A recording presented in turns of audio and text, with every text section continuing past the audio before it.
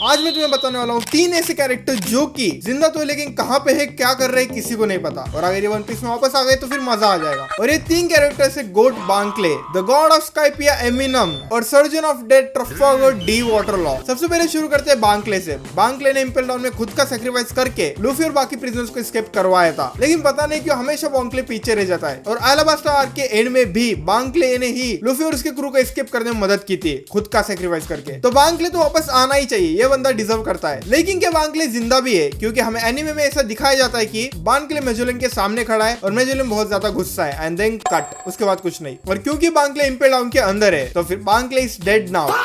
ऐसा only anime fans को लगा है, क्योंकि मांगा में बांकले जिंदा है और इंपेल डाउन के लेवल 5.5 पे रह रहा है, जहाँ पे इवांगकॉक रहता था वहीं पे। और अब बांकले न्यू कामा किंगडम का क्वीन बन चुका है, फिर बन चुके जो भी है। और अगर तुम कंफ्यूज हो रहे हो कि इंपेल डाउन 5.5 क्या है और न्यू कामा किंगडम क्या है, बेसिकली बायो रेवोल्यूशनरी आर्मी का खुद का सीक्रेट बेस है, ऐसे कह सकते हो तुम। और इंपेल डाउन एस्केप करते हुए जितने भी इवांगकॉक के फॉलोअर थे जो कि पीछे रह गए थे, अब उन लोगों की क्वीन है बांकले। मिल गया दिल को सुकून बांकले जिंदा जानकर। बट भाई बांकले बचा कैसे? क्योंकि उसके सामने तो मौत खड़ी थी, आई मीन मेजोलन खड़ा था। इसको लेकर भाई पॉपुलर थ्योरी ये है कि जब लूफी गेट ऑफ जस्टिस को क्रॉस कर देता है तब ब्लैक बियर्ड और उसका क्रू जाता है इंपेल डाउन के लेवल 6 में। और ब्लैक बियर्ड और उसका क्रू बस इसलिए बच पाए थे क्योंकि श्यूरी ऑफ द रेन ने मरीन्स को बिट्रे कर दिया था और ब्लैक बियर्ड और उसके क्रू को एंटीडोट दे दिया था मेजोलन के पॉइजन का, इसलिए। तो फिर भाई ऐसा होगा कि मेजोलन बांकले को मरने वाली स्टेट में छोड़ देता है, जैसे कि मेजोलन ने अर्ली आर्क में लूफी को छोड़ दिया था। तो जब ब्लैक बियर्ड अपना पूरा क्रू लेकर ऊपर आता है एस्केप करने के लिए, तब ब्लैक बियर्ड देखता है बांकले को और ब्लैक बियर्ड बांकले को एंटीडोट दे देता है, क्योंकि ब्लैक बियर्ड गवर्नमेंट के लिए ज्यादा कमोशन कॉज करना चाहता था, बस इसलिए। लेकिन भाई मुझे नहीं लगता ये थ्योरी इतनी ज्यादा एक्यूरेट है, तो फिर इसलिए सेकंड थ्योरी जो कि मुझे लगता है एक्यूरेट है। तो ये थ्योरी ये कहती है कि मेजोलन कोई लॉलेस मर्डर नहीं है शिर्यू की तरह, जो कि किसी को भी कभी भी मार दे। मेजोलन अपने जॉब सीरियसली लेता है और मेजोलन को पता है कि उसका काम क्या है, प्रिजनर्स को जेल में रखना, बस। तो फिर ऐसा होगा कि मेजोलन बांकले को कुत्ते की तरह मार देगा और बांकले को लॉकअप में डाल देगा बाद में एग्जीक्यूशन करने के लिए। लेकिन उससे पहले कि बांकले की एग्जीक्यूशन डेट फिक्स हो, वहां पे आ जाएगा ब्लैक बियर्ड और ब्लैक बियर्ड और उसका क्रू मेजोलन को ऑलमोस्ट मार ही देगा, क्योंकि भाई इनके पास एंटीडोट है। तो फिर अब मेजोलन मरने पड़ा है और ब्लैक बियर्ड भी जा चुका है। तो फिर जो भी इवांगकॉक के फॉलोअर थे जो कि पीछे छूट गए थे, वो लोग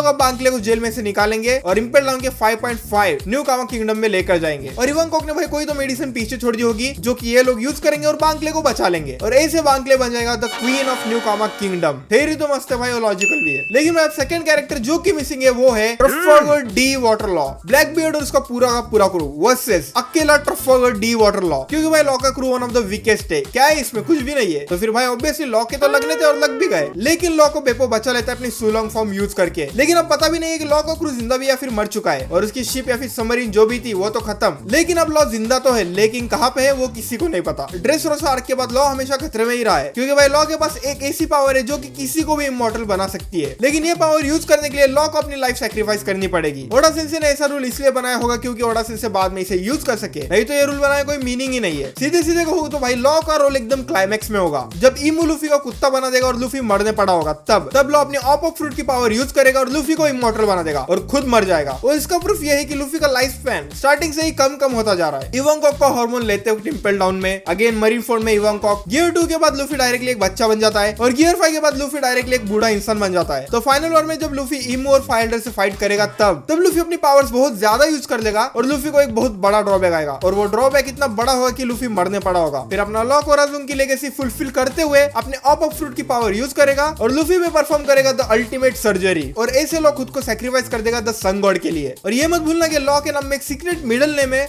वाटर। रॉ का पूरा रियल नेम है ट्रफाल्गर डी वाटरलॉ, और हमें ये तो पता है कि वन पीस का वर्ल्ड फ्यूचर में ओशन में डूबने ही वाला है। तो फिर एक ऐसा कैरेक्टर जिसके नाम में वाटर है, वो कोई ना कोई इंपॉर्टेंट रोल तो प्ले करेगा ही वर्ल्ड को डूबने से बचाने के लिए। आगे लॉ का बहुत ज्यादा इंपॉर्टेंट और बड़ा रोल है, और लॉ का ड्रीम वन पीस ढूंढना नहीं है, ये मत समझना। लॉ का भाई ट्रू गोल है ये फाइंड आउट करना कि what is will of D. Will of D क्या है भाई को ये पता करना है। और कुछ थ्योरीज तो ये भी कहते हैं कि लॉ रेवोल्यूशनरी आर्मी ज्वाइन कर लेगा, लेकिन पता नहीं क्यों। लेकिन भाई हमें तो नहीं पता क्या होगा। तो थर्ड कैरेक्टर भाई द गॉड ऑफ स्काइपिया एनरू, या फिर एमिनम कह लो। That's what makes me God.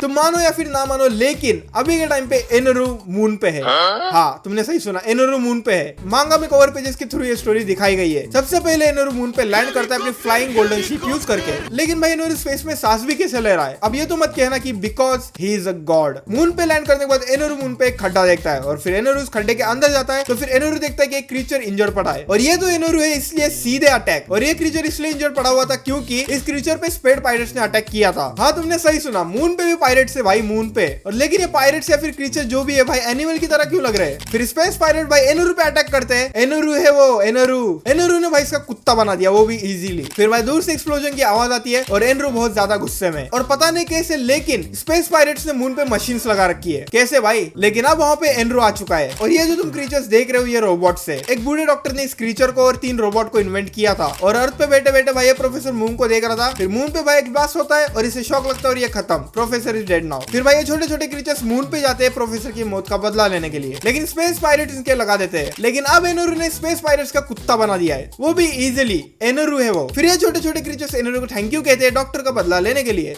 लेकिन एनोरू है वो। डायरेक्ट अटैक, इनको भी नहीं छोड़ा एनोरू ने, इन पे भी अटैक फोकट में। वेल क्या कहूं भाई मैं, ये तो एक्सपेक्टेड था, एनोरू है। फिर एनोरू भाई मून पे एक गड्ढा देखता है और इस गड्ढे के अंदर जाता है। तो फिर एनोरू देखता क्या है? एक अंडरग्राउंड एंशिएंट सिटी, वो भी मून पे। फिर बोर होकर एनोरू इस सिटी पे अटैक कर देता है अपनी लाइटनिंग से। लेकिन इस सिटी के अंदर भाई एक लैब होती है जहां पे छोटे छोटे रोबोट्स होते हैं और लाइटिंग की वजह से वो रोबोट ही चार्ज हो जाते हैं। लो, एनोरू के पास आर्मी आ चुकी है अब, और अब ये छोटे छोटे रोबोट्स भाई एनोरू के सबऑर्डिनेट बन चुके हैं। फिर एनोरू इन वर्ल्ड्स पर एंशिएंट हिस्ट्री देखता है और इससे हमें ये पता चलता है कि जो एंशिएंट लोग मून पे रहते थे उनके व्हाइट विंग्स थे और मून पे रिसोर्सेज बहुत ज्यादा कम थे, तो फिर वो लोग चले गए ब्लू प्लैनेट पे। ब्लू प्लैनेट कौन सा? अपना अर्थ। और अब भाई करेंटली अर्थ पे 2 ऐसी स्पीशीज है जिनके व्हाइट विंग्स है। फर्स्ट ऑफ ऑल भाई सैंडोरियंस, वाइपर वो लोग, और सेकंड है भाई लुनारियंस। इन दोनों में से भाई एक ना एक तो मून से आया है। और अब एनोरू के पास बहुत बड़ी आर्मी है छोटे छोटे लोगों की, और अब एनोरू kind of god of moon बन चुका है। और भाई यहीं पे कवर स्टोरी एंड होती है। और भूलना मत भाई ये कैनन है, ओडा सेंसेई ने खुद बनाई है। लेकिन भाई अब क्या एनोरू फाइनल सागा में आएगा? अगर एनोरू आना चाहता तो आ सकता है, क्योंकि उसके पास फ्लाइंग गोल्डन शिप पे।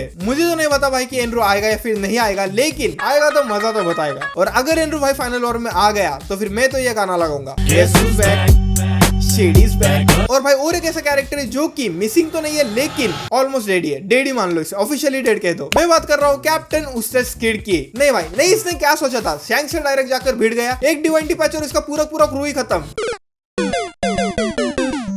कैप्टन उस्टेस किड की शिप भी गई और उसका पूरा पूरा क्रू, और वो खुद ओशन में गिर गया। और किड के पास डेविल फ्रूट की पावर है तो फिर ना भाई, ये तो डेड ही मान लो। और किलर को भी ओरोची ने स्पाइनल फ्रूट खिलवाया था, तो फिर भाई किलर भी ओशन में गिर चुका है एंड वो भी स्विम नहीं कर सकता। लेकिन क्या कुछ तो प्लॉट होल निकाल के किड बच सकता है। देखो जब तक किड की कोई मदद नहीं करेगा तब तक तो किड नहीं बचने वाला। लेकिन भाई पता नहीं क्यों मुझे ऐसा लगता है कि किड रिटर्न करेगा, क्योंकि भाई वन पीस है, इसमें कैरेक्टर इतने इजीली नहीं मरते। अगर तुम्हें एग्जांपल चाहिए साबो का ले लो एग्जाम्पल। और भाई ऐसा भी हो सकता है कि लॉ और किड दोनों के दोनों टीम अप कर ले और दोनों के दोनों एक साथ अपना ऑसम रिटर्न करे। लेकिन भाई अभी भी एक मिस्ट्री है जो कि अनसॉल्व्ड है। पता नहीं क्यों, लेकिन वानो में बिग मोम और लूफी दोनों के दोनों ओशन में गिर गए थे, लेकिन बाद में दोनों के दोनों ओशन के किनारे पे आते हैं। बस थोड़े टाइम के लिए इन दोनों की मेमोरी चली जाती है। लेकिन भाई ये मरे क्यों नहीं? इनके पास डेविल फ्रूट की पावर है, ओशन में भी गिर गए, लेकिन फिर मरे क्यों नहीं? अगेन भाई ये भी एक मिस्ट्री है। रोडा सेंसेई भाई ये रीजन यूज कर सकते हैं किड को बचाने के लिए, या वी डोंट नो होमीज। तो फिर नेक्स्ट वीडियो बोले आकाशी हाय बाय बाय सायोनारा।